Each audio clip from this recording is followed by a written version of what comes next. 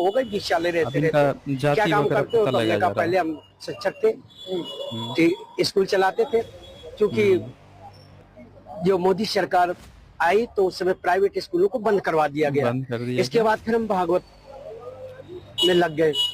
मतलब ये भी रोजगार की तलाश में गए कि भैया अब सब चीज बंद हो गया है, तो ब्राह्मण का ये तो रोजगार है, वो करता है, तो हम भी कथा बचा बात चलेंगे, हमारा भी घर परिवार चलेगा जैसे ब्राह्मण का चलता है। तो ये लोग भी इसमें चले गए। अब देखिए इनका हश्र क्या करता है, उसको इस बात का डर लग रहा है, ध्यान से सुनिए। तो बोले कि तुम्हें पता चलता है कि चमार हो? हमने कहा हम चमार नहीं साहब।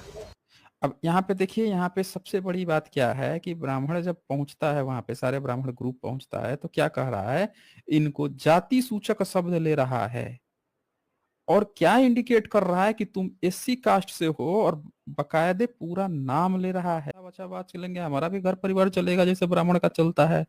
तो ये लोग भी इसमें चले गए। अब देखिए इनका हश्र क्या करता है, उसको इस बात का डर लग रहा है, ध्यान से सुनिए। तो बोले कि तुम्हें पता चलता है कि चमार हो? हमने कहा हम चमार नहीं साहब। अब यहाँ पे देखिए, यहाँ पे सबसे बड़ी बात क्या है कि ब्राह्मण जब पहुंचता है वहां पे, सारे ब्राह्मण ग्रुप पहुंचता है, तो क्या कह रहा है, इनको जाति सूचक शब्द ले रहा है और क्या इंडिकेट कर रहा है कि तुम एससी कास्ट से हो, और बकायदे पूरा नाम ले रहा है। क्यों नाम ले रहा है?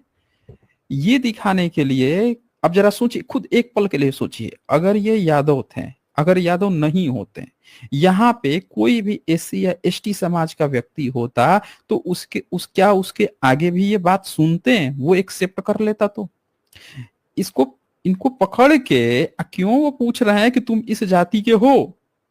समझ रहे हैं? अब ये बता रहे हैं, जस्टिफाई कर रहे हैं कि मैं नहीं हूं, उसके बाद से इनका शर्म उड़ाया जा रहा है, सब चीज किया जा रहा है। तो सोचिए कि एससी एसटी को ये पकड़ के क्या हाल किए होते हैं। आप इनके मन में नफरत देखिए। इसीलिए मैं कहता हूं कि जितने भारत के एससी एसटी हैं, अब प्लस ये ओबीसी, जो भी अपने को सोच रहा है कि ये इनका धर्म है, वो सबसे बड़ा मूर्ख है। आप होश में आइए, होशो हवास में आइए, सुनिए, पूरी बात सुनिए। हम यादव हैं। तो बोले कि आरडी दिखाओ। तो हमने कहा आरडी तो हम लाए नहीं, आधार कार्ड। हम्म। बोले कि तो हमने कहा नंबर ले लो हमारा, हमारे घर से पता लगा लो। तो इन्होंने नंबर लिया, जाति हमारे पता बेटे से लगा रहे हैं। पूछा तो बेटे का नाम जैसे आरडी में हमने क्लिक किया तो उसका नाम लिख के आ गया, राज यादव। तो आपने देखा यहाँ पे कि यहाँ पे इनसे धर्म नहीं पूछा गया कि तुम किस धर्म के हो, बौद्ध हो, जैन हो, सिख हो, ईसाई हो, मुस्लिम हो। धर्म पूछा क्या? नहीं। क्या पूछा जा रहा है? जाति। वेरिफिकेशन कराया जा रहा है फोन में, बेटी से बात चल रही है कि पता लगाने की जाति क्या है। आधार कार्ड मांगा जा रहा है देखने के लिए कि इसकी जाति क्या है। आपको याद होगा पहलगांव में इन्होंने क्या वायरल किया था? धर्म पूछा, जाति नहीं। अरे तो वो मुस्लिम था ना, उसके यहाँ धर्म चलता है, उसके यहाँ जाति नहीं चलती है, वो सब आतंकवादी हैं। वो अपना धर्म देख रहे थे। तू कौन सा आतंकवादी है बे? तू जातंकवादी है। तभी ना तू जाति पूछ रहा है। तुझे क्या कहना चाहिए? इन जितने भी ये धूर्त हैं, जातिवादी हैं, इनको जातंकवादी कहना चाहिए दोस्तों। अब से इनका नामकरण कर दीजिए, जातंकवादी हैं, गोबरवादी हैं, जातंकवादी हैं। क्योंकि अगर आतंकवादी है, धर्म पूछने वाला अगर आतंकवादी है, तो ये क्यों नहीं जातंकवादी हैं? आप मुझे कमेंट में लिख के बताइए मेरे दोस्तों, क्यों नहीं कहा जाए इनको। आगे सुनिए। इन्होंने कहा कि साले ये 300 103 डेयरी है यहाँ पे ब्राह्मणों के गांव में, तुम यादव होकर के चमार होकर के यहाँ भागवत कहने आए हो। सुनिए, ध्यान से सुनिएगा। इस क्या कहा इन्होंने? दो जातियों का नाम लिया कि तुम ये हो के, चाहे दोनों में से कोई जात हो, तेरी हिम्मत कैसे हुई कि यहाँ के कथा वाचन करने की, जबकि ब्राह्मणों का भरा पड़ा हुआ है इधर, ब्राह्मण कथा वाचन कर, तेरी कैसे हिम्मत हो गई? अब बताइए किस मुंह से आप अपने घर में किसी ब्राह्मण को बुलाते हैं? जो लोग अभी सुन रहे हैं, लानत है उन लोगों पर।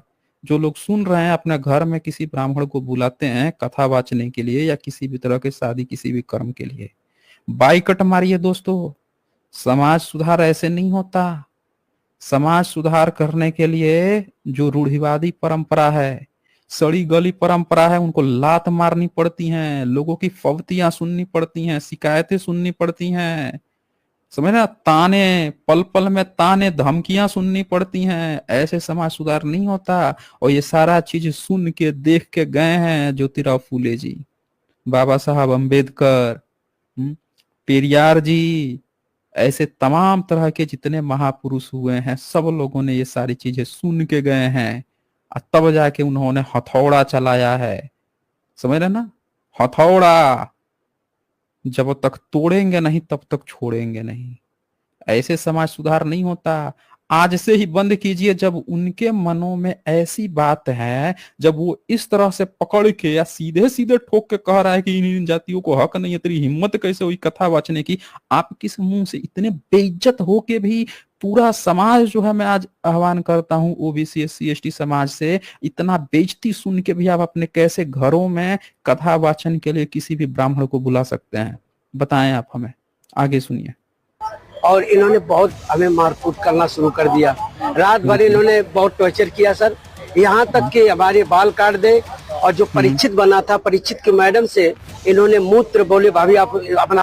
आप सुन लीजिए, जो परिचित बना था उसकी औरत से, उनकी वाइफ से, सुनिए ध्यान से सुनिए, ये ध्यान से सुनिए इस बात को, मूत्र मंगाया जा रहा है एक महिला से।